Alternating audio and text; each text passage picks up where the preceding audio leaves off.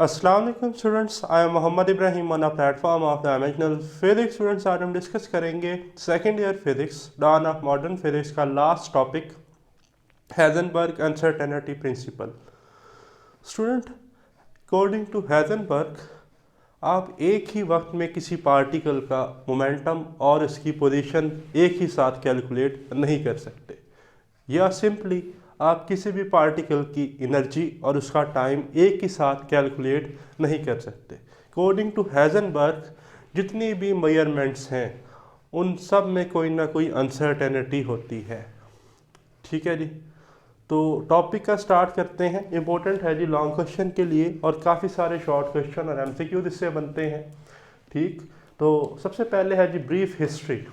Student, in 1927 Werner Heisenberg give uncertainty principle on the dual nature of light. Student, आप जानते हैं कि light की डुअल नेचर है, डी ब्रॉगले ने हमें बताया।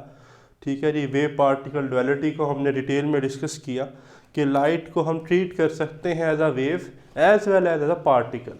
ठीक है जी, और इसी तरह पार्टिकल को ट्रीट कर सकते हैं particle as well as a wave. तो स्टेटमेंट है जी, both position and momentum of a particle can not measure simultaneously with perfect accuracy. ठीक है जी, पोजीशन और मोमेंटम एक साथ परफेक्ट एक्यूरेसी के 100% एक्यूरेट कभी भी मेजर नहीं की जा सकती। तो मैथमेटिकल रिलेशन है जी, delta x dot delta p is equal to h cut. अब एच कट क्या है स्टूडेंट? रिड्यूस प्लैंक्स कांस्टेंट, जिसकी वैल्यू होती है h/2 और ये बराबर होता है 1.05 मल्टीप्लाई बाई 10⁻⁻34 जॉल सेकंड के। नेक्स्ट है स्टूडेंट मोटो और एम। जो हेजनबर्ग का एम था स्टूडेंट, वो ये था कि the fundamental uncertainty associated with any measurement. ठीक है जी, हर किसी मेजरमेंट के साथ कोई ना कोई अनसर्टेनिटी है, गैर यकीनियत है। ठीक, अब उसने जो अपना मोटो था उसको इन दो एग्जांपल्स की मदद से एक्सप्लेन किया। उसने कहा जी, अगर हमारे पास एक मैक्रोस्कोपिक ऑब्जेक्ट हो, एक माइक्रोस्कोपिक ऑब्जेक्ट हो। मैक्रोस्कोपिक में फॉर एग्जांपल एक बॉल है, माइक्रोस्कोपिक में फॉर एग्जांपल एक इलेक्ट्रॉन है। अब आपने हाथ में ले लेनी है टॉर्च। ठीक है जी, सामने पड़ी हुई है बॉल, आप टॉर्च से लाइट ऑन करते हैं, लाइट से फोटॉन निकलेंगे, क्वांटा ऑफ इलेक्ट्रोमैग्नेटिक वेव जाके स्ट्राइक करेंगे बॉल पे। क्या फोटॉन्स के पास इतनी एनर्जी होगी कि इस बॉल को डिस्प्लेस कर दें, बॉल मूव करना शुरू हो जाए? नहीं, हमें बल्कि सामने शैडो नज़र आएगा ड्यू टू डायफ्रैक्शन। ठीक है, बॉल अपनी जगह से डिस्प्लेस नहीं होगी। तो ऐसा ही हुआ जब उसने टॉर्च से लाइट, ठीक है जी, कि किसकी तरफ? बॉल की तरफ। तो photon does not displace the ball, photon ball को डिस्प्लेस ही नहीं कर सके। But student, in case of microscopic object, अब टॉर्च से क्या कर रहे हैं? फोटॉन, सामने क्या है? इलेक्ट्रॉन। तो हमने पढ़ा कॉम्पटन इफेक्ट में कि इलेक्ट्रॉन तो स्कैटर हुआ। ठीक है, कॉम्पटन स्कैटरिंग हमने डिटेल में पढ़ी।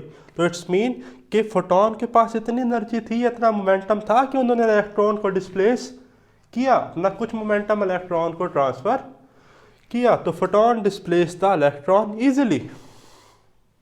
अब इसकी तो हम पोजीशन मैक्रोस्कोपिक ऑब्जेक्ट की तो बता सकते थे अच्छे से, लेकिन माइक्रोस्कोपिक में तो जैसे ही इस पे फोटॉन आया, तो जब हमने इसकी पोजीशन मेजर करनी थी तो ये तो मूव करना शुरू हो गया। जब मूव कर रहा है तो मोमेंटम मेजर होगा, और अगर रुका हुआ है तो पोजीशन। तो एक साथ पोजीशन और मोमेंटम तो दोनों कैलकुलेट नहीं किए जा सकते। तो पास्टुलेट्स के बाद है जी हमारे पास position, momentum, uncertainty. Student, here delta x is equal to lambda. Delta x क्या है जी? Change in position of electron. ठीक है, इलेक्ट्रॉन की पोजीशन में जो चेंज आया, ये स्कैटर्ड हुआ, वो क्या है? Delta x. और वो किसके बराबर है? वेवलेंथ ऑफ इंसिडेंट फोटॉन के, लैम्डा के। ठीक है, और change in momentum of electron is equal to the momentum of photon. ये कैसे आया? हमने इक्वेशन पढ़ी थी डी ब्रॉगले हाइपोथेसिस की, lambda is equal to h/mv। तो mv होगा h/लैम्डा। तो mv क्या है? Change in momentum is equal to h/लैम्डा। तो स्टूडेंट, अगर मैं इन दोनों को मल्टीप्लाई करूं तो delta x multiply by delta p is equal to lambda multiply by h/लैम्डा। तो यहाँ से स्टूडेंट लैम्डा लैम्डा से कैंसिल, तो delta x dot delta p आ गया जी एच के बराबर। ठीक है, एच क्या है? प्लैंक्स कांस्टेंट, जिसकी वैल्यू होती है 6.63 मल्टीप्लाई बाय 10⁻⁻34 जॉल सेकेंड। सो अगर हमें मोर केयरफुल ऑब्जर्वेशन चाहिए तो हम एच ओवर 2 पाई यूज़ करते हैं, ठीक, जिसे हम एच कट से लिखते हैं। अब ये एच कट क्या है? Reduce Planck's constant, H over 2 पाई।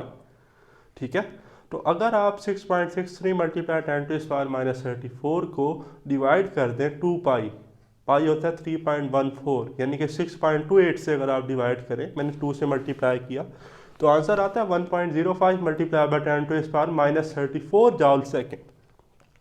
ठीक, तो इसे ही हम कहते हैं जी रिड्यूस प्लैंक्स कांस्टेंट। सेकंड है जी हमारे पास एनर्जी टाइम अनसर्टेनिटी। अब जिस तरह से पोजीशन और मोमेंटम एक साथ कैलकुलेट नहीं की जा सकती, इस तरह से एनर्जी और टाइम को भी हम एक साथ कैलकुलेट नहीं कर सकते। टाइम कैलकुलेट करेंगे तो एनर्जी कैलकुलेट नहीं होगी, और अगर एनर्जी कैलकुलेट करेंगे तो टाइम एक्यूरेटली कैलकुलेट नहीं होगा। तो as we know that delta x multiply by delta p is equal to h cut.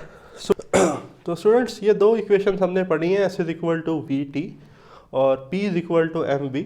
So s is equal to v t, अब यहाँ पर स्पीड ऑफ लाइट है तो आ जाएगा S is equal to C T, और P हमारे पास आ जाएगा P is equal to M C. तो इधर पुट करते हैं जी, डेल्टा एक्स की जगह आ जाएगा सी डेल्टा टी, और डेल्टा पी की जगह आ जाएगा delta m c is equal to h cut. So delta m c square rearrange किया, delta t is equal to h cut, delta m c square ये तो चेंज इन एनर्जी के बराबर है। So change in energy multiply by change in time is equal to h cut. तो delta E delta t is equal to h cut, इसे ही हम कहते हैं energy time uncertainty. H cut मैंने बताया रिड्यूस प्लैंक्स कांस्टेंट है, ये जी इसकी वैल्यू है। ठीक, और 1927 के 5 साल बाद स्टूडेंट 1932 में हेजनबर्ग को नोबेल प्राइज़ जो है जी वो मिला अनसर्टेनिटी प्रिंसिपल देने पर। तो अगर आपका कोई क्वेश्चन है इस टॉपिक से रिलेटेड तो कमेंट्स में ज़रूर डिस्कस कीजिएगा। अल्लाह हाफ़िज़।